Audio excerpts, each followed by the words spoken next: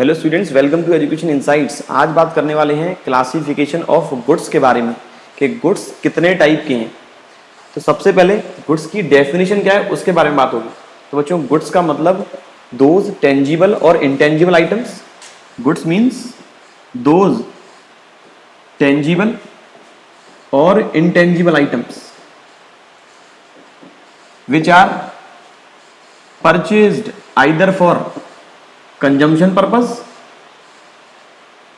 और production purpose.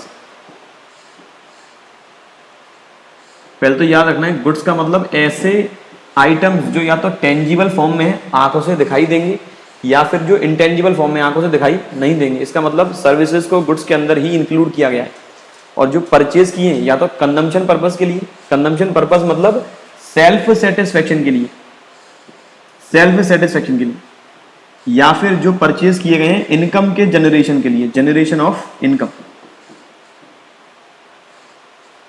Purchase किए गए हैं सेल्फ सेटिस्फेक्शन के लिए या फिर इनकम को जनरेट करने के लिए। फॉर एग्जांपल, आज मैंने कोई गाड़ी खरीदी, 4 पहिए की मैंने गाड़ी परचेज की।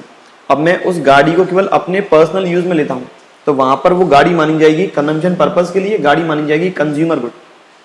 यदि मैंने गाड़ी को टैक्सी के फॉर्म में यूज किया है, मैं कुछ पैसेंजर को डेली एक शहर से दूसरे शहर ले जाता हूं, या फिर उस गाड़ी को मैं यूज कर रहा हूं टैक्सी के लिए मेन, तो वो माना जाएगा प्रोडक्शन पर्पस के लिए और मैं उसमें बन जाऊंगा प्रोड्यूसर। तो गुड्स का सबसे पहले जरूरी है ये आइडेंटिफाई करना गुड्स का मेन पर्पस क्या है। If it is purchased with the purpose of self satisfaction then it is treated as consumption, but if it is purchased for the generation of income then it is treated as production। तो goods का classification consumption और production के basis पर, यदि consumption purpose है तब माने जाते हैं कंज्यूमर गुड्स, यदि पर्पस है कंजम्पशन तब माने जाएंगे कंज्यूमर गुड्स, और यदि पर्पस है प्रोडक्शन, जनरेशन ऑफ इनकम, तब माने जाएंगे प्रोड्यूसर गुड्स। इसका मतलब गुड्स दो टाइप के, कंज्यूमर गुड और प्रोड्यूसर गुड। डेफिनेशन की बात कर लें, those goods which are purchased with the purpose of self satisfaction known as consumer goods, those goods which are purchased for the generation of income known as producer goods. अब जो consumer goods हैं ये अलग अलग category के हैं। आज देखोगे आप लोग घर में जितने भी गुड यूज कर रहे हो, जितने भी गुड्स डेली लाइफ में इस्तेमाल कर रहे हो या कभी कभार यूज करते हो, वो सारे अलग अलग कैटेगरी में डिवाइड हो जाते हैं। और ये कैटेगरी, एक कैटेगरी है लाइफ के बेसिस पर, लाइफ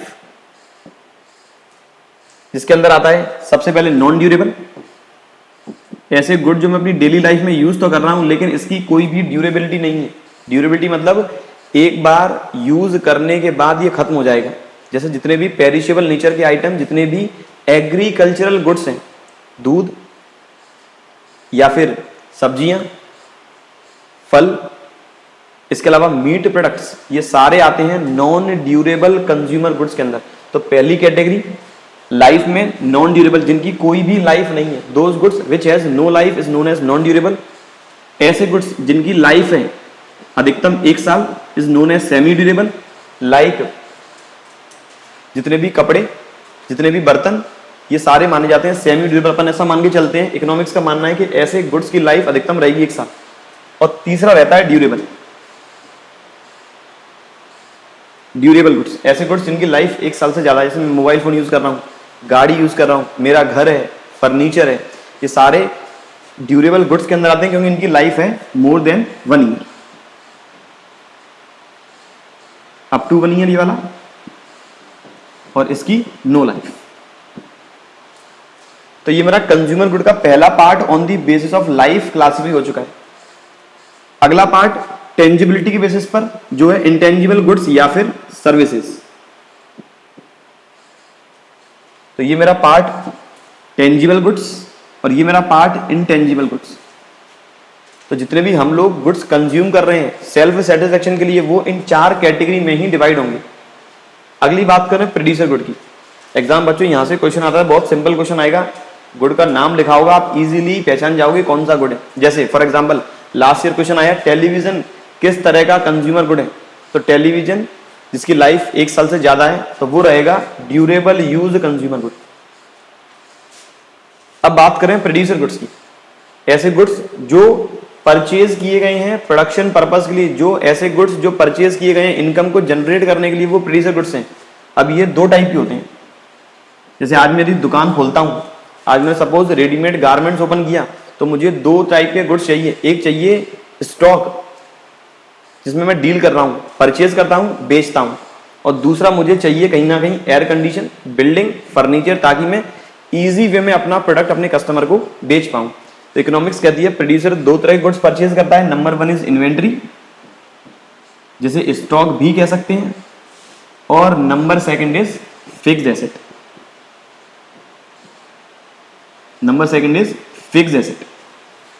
अब ये प्रोड्यूसर गुड्स भी कहीं ना कहीं लाइफ के बेसिस पर कैटेगराइज्ड है। जो कहता है इन्वेंट्री जिसकी लाइफ अधिकतम रहेगी 1 साल की, मतलब हमेशा प्रोड्यूसर के कंटेक्स्ट में ये माना जाएगा प्रोड्यूसर उस तरह के आइटम को 1 साल के भीतर ही बेच देगा, इसलिए इन्हें बोलते हैं single use producer goods. Single use producer goods. बात करेंगे इसकी डेफिनेशन की क्या होगी, प्रॉपर डेफिनेशन की बात भी हम करने वाले हैं। और फिक्स्ड एसेट इन्हें बोलते हैं durable use producer goods. Durable use producer goods. अब जो सिंगल यूज प्रोड्यूसर गुड्स है, जो मिनिमम इन्वेंट्री है, अब आप देखोगे तो अलग अलग बिजनेस के लिए इन्वेंट्री अलग अलग फॉर्म में होगी। जैसे आज मैंने रेडीमेड गारमेंट का एक दुकान ओपन किया, शोरूम ओपन किया है, तो मैं रेडीमेड कपड़े परचेज करता हूँ, रेडीमेड ही बेचता हूँ। मैंने रेडीमेड जीन्स शर्ट परचेज की, वही बेच दी। मैं केवल रीसेल कर रहा हूँ, फिनिश्ड गुड परचेज किया, फिनिश्ड गुड ही बेचा। तो इसके अंदर फिनिश्ड गुड इंक्लूड करेंगे, which is purchased with the purpose of resale.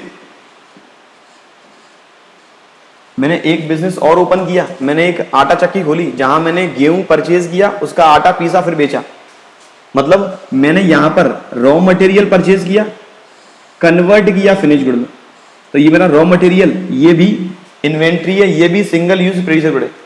और तीसरा, मैंने एक बिजनेस और ओपन किया जहां पर मैंने ऐसे आइटम्स परचेज किए जो मेरे फिनिश्ड गुड को बनने में मदद कर रहे हैं, लेकिन एक ही बार यूज होंगे। जैसे कोल, मैंने एक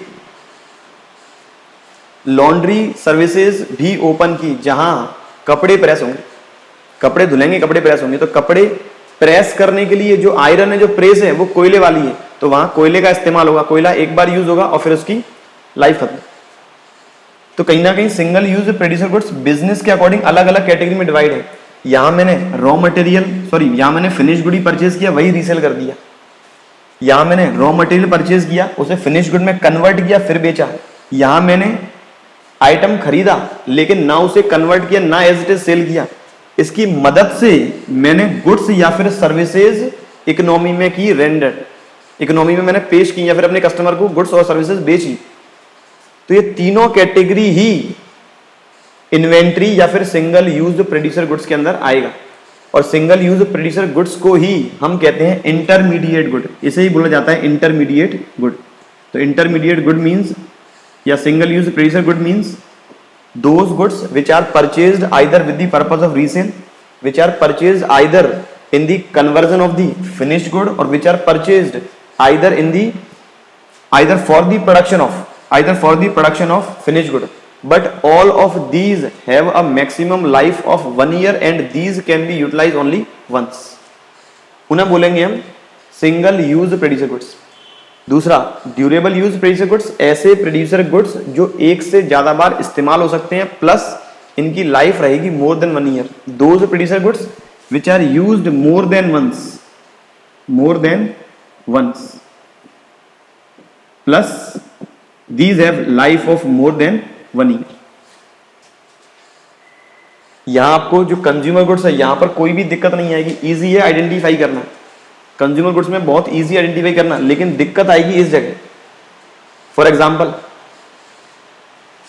एक लॉयर इन्होंने सपोज एक प्रिंटर परचेज किया और प्रिंटर के लिए पेपर परचेज की। लॉयर ने एक प्रिंटर परचेज किया और प्रिंटर के साथ साथ पेपर्स भी परचेज की। अब प्रिंटर और पेपर से मुझे आइडेंटिफाई करना है कौन सा गुड। सबसे पहले तो मुझे ये आइडेंटिफाई करना है दोनों ही गुड कंज्यूमर है या प्रोड्यूसर। अब सीधी बात, लॉयर जी ने परचेज किया है, अपनी सर्विसेज प्रोवाइड करेंगे, कहीं ना कहीं उन्होंने ये आइटम इसीलिए खरीदे हैं ताकि अपने क्लाइंट से फीस चार्ज कर पाए। क्लाइंट को रिपोर्ट प्रिंट करेंगे तभी तो पैसा देगा वो। तो बिल्कुल सही है, मैंने पहचान लिया प्रोड्यूसर गुड्स सही। अब प्रोड्यूसर में कौन सी कैटेगरी है, इन्वेंट्री है या फिक्स एसेट है, सिंगल यूज है या ड्यूरेबल यूज है। अब जो मेरा ये प्रिंटर है इसकी लाइफ 1 साल से ज्यादा है, बार बार काम आएगा रिपोर्ट को प्रिंट करने में। लेकिन जो पेपर है, इस पेपर पर रिपोर्ट प्रिंट करेंगे तो एक कागज तो एक ही बार काम आएगा, तो ये मेरा माना जाएगा सिंगल यूज प्रोड्यूसर गुड। और जो मेरा प्रिंटर है ये माना जाएगा ड्यूरेबल यूज प्रोड्यूसर गुड। ये मेरा था कुछ कैटेगराइजेशन कंज्यूमर और प्रोड्यूसर गुड्स के बीच में। वापस एक बार रिवाइज कर लें। Consumer goods those goods which are used और purchased with the purpose of self satisfaction और direct satisfaction on the basis of life. These are of 3 types, non durable, semi durable और ड्यूरेबल। जिनकी कोई life नहीं है non durable, जिसकी life अधिकतम 1 साल है सेमी ड्यूरेबल, लाइफ 1 साल से ज्यादा है durable. On the base of tangibility and intangibility, तो ऐसे गुड्स जिनकी लाइफ है वो ये 3 है, जिनकी कोई भी ऐसे गुड्स जो दिखाई देते हैं वो ये 3 है, नहीं दिखाई देगा वो सर्विसेज है। आपको तो एग्जाम में स्ट्रेट फॉरवर्ड क्वेश्चन आता है कंज्यूमर गुड्स के टाइप कितने हैं, तो आपको चारों लिखने हैं, semi durable, non durable, durable और services. while producer goods those goods which are purchased with the purpose of capital formation or monetary benefits or for generation of income. These are of 2 types, inventory and fixed asset. These are also known as single use producer goods or intermediate goods, while fixed asset also known as durable use producer goods. Single use producer goods are purchased with the purpose of resale, for the conversion into the finished good or for the production of finished good.